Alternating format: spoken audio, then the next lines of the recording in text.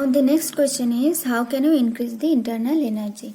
So internal energy of any system can be increased by these three processes. Okay. So one is the heat transfer, then the work transfer, and the mass transfer. Okay. So heat transfer means suppose you heat the system. Work transfer means suppose you do some work on the system. Mass transfer means you add some add some matter in that system. Okay. Now, just for sake of simplicity, let us consider only these two cases. That is the heat transfer and work transfer. That is increasing the internal energy by transfer of heat and transfer of work. Okay. So at first the heat transfer. Suppose we have these an enclosed vessel. Okay, here there is some gas enclosed in it. Okay. Now, so how can we increase the internal energy of the system? If we heat it. Okay. So suppose you are applying some heat to the system, then what will happen? The gas molecules will. So the gas molecules will either move faster or rotate faster. Okay, move faster or rotate faster or vibrate faster. Okay, or all the three kinds of things can happen. So if you apply heat energy to a gaseous system, then the gas molecules will either move faster or rotate faster or vibrate faster, or all the three things can happen. Okay, they will move, rotate and vibrate faster. Okay, so as a result, their total kinetic energy will increase. Okay, so their internal energy will also increase. So there will be an increase in kinetic energy, which will lead to an increase in internal energy, because we know that the internal energy, how do you measure internal energy? Internal energy is the sum of the total kinetic energy and potential energy. So we can increase internal energy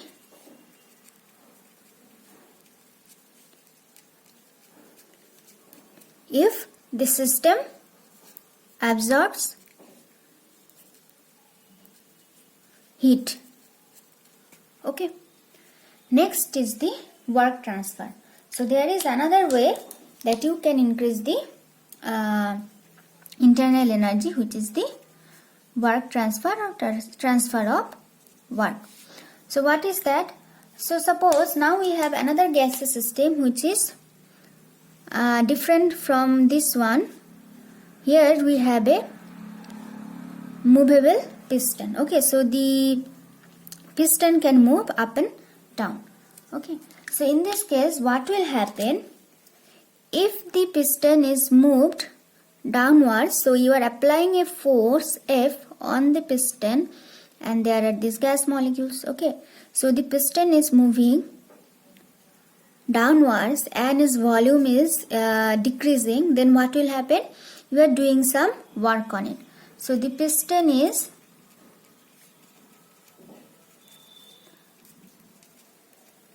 pushed down.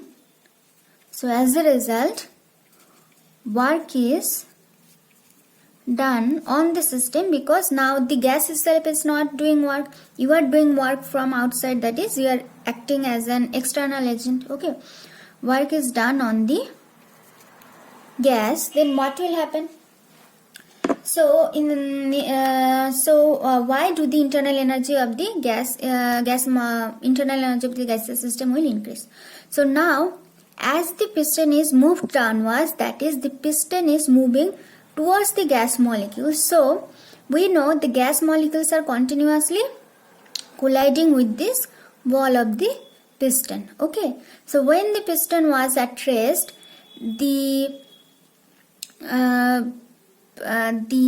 so they approached the gas molecule approached the wall of the piston with some velocity. Then they collided with the piston and they rebounded. Okay, but now when the piston is moving towards the gas molecules, the speed with which the gas molecules are approaching with the piston, they will rebound with a higher velocity. Okay, so suppose the gas molecules are approaching the piston which is moving towards them with some velocity small v. Okay, but they will rebound. Suppose, well, let us use the term speed. Okay, the gas molecules are approaching the piston which is moving towards them with some speed small v, but after collision the gas molecules will rebound with some different speed. Okay, and it will be greater than the approaching speed. Okay, so v, which is the rebound speed, is greater than the approaching speed small v. So as a result, as the piston is moving towards the gas molecule and the volume is decreasing, it will increase the gas molecules as they are colliding with the moving piston. Their rebound speed will increase, so which will work. So the rebound speed increases, which result in increase in kinetic energy. But if the piston was to move away from the gas molecules, here the piston is moving towards the gas molecules.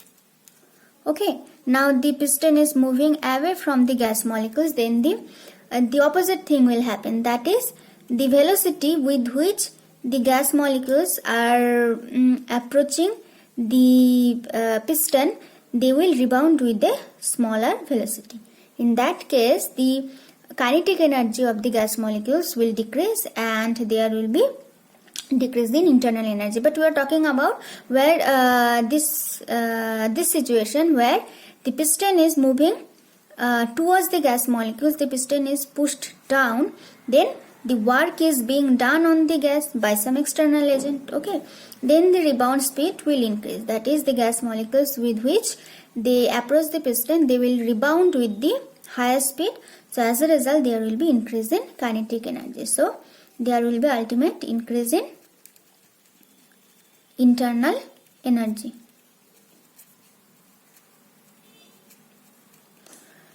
Okay, so in this way, when the work is being done on the gas, there will be an increase in internal energy.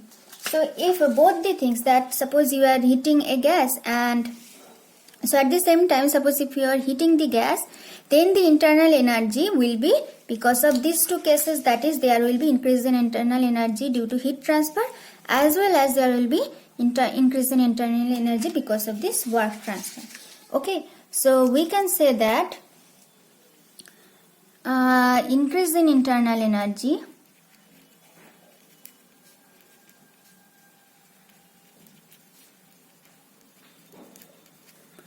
increase in internal energy is equal to, you can say, will be due to the heat absorbed by the gas plus suppose increase internal energy of the gas. Okay, it absorbed by the gas plus work done on the gas. Okay, so this is we can say that this relation or this equation is the foundation for the first law of thermodynamics. So this gives us the idea of the first law of thermodynamics. Okay, so you see, you can say that suppose we have used this, we are familiar with this idea. Suppose east can be written as minus west. Okay, or suppose right is like minus left. Okay, so in this case, if we apply the same idea for this relation, we can say that suppose if we take this work done on the gas on the left hand side, then what will happen? So if we have already this increase in internal energy, then if we bring this work done on the gas on the left hand side, we will have minus work done on the gas, which is now equal to the only term on the right hand side, which is the heat absorbed by the gas. So heat absorbed by the gas. Okay, so now you see we have on the left hand side, if we think it like this, so we can write it as, so we have minus work done on the gas, we can write it as plus then minus work done on the gas. Okay, so it is like this, suppose 2 minus 2, 2 minus 3 we are writing as 2 plus minus 3 in this way. Okay, so we have the increase in internal energy plus within bracket minus work done on the gas. So if we apply this idea, this east is equal to minus west or right is equal to minus left, equivalent to minus left, then what is minus work done on the gas? So minus work done on the gas, so minus work done on the gas is nothing but, so as there is minus we will write plus work, you have to write done on the gas. Okay, so it will be plus work done, the in case of this thermodynamic work done on the gas, the opposite of work done on the gas is work done by the gas. Okay, so this relation can be written in a differently, which is, suppose if we now write this heat absorbed by the gas on the left hand side, we will have heat absorbed by the gas will be equal to the increase in internal energy. It is same increase in internal energy, but now instead of minus work done on the gas, what do we have? We are using the plus sign, and the minus work done on the gas, minus work done on the gas is written as the plus work done by the gas. Work done by the gas. So you see, this is basically the first law of thermodynamics.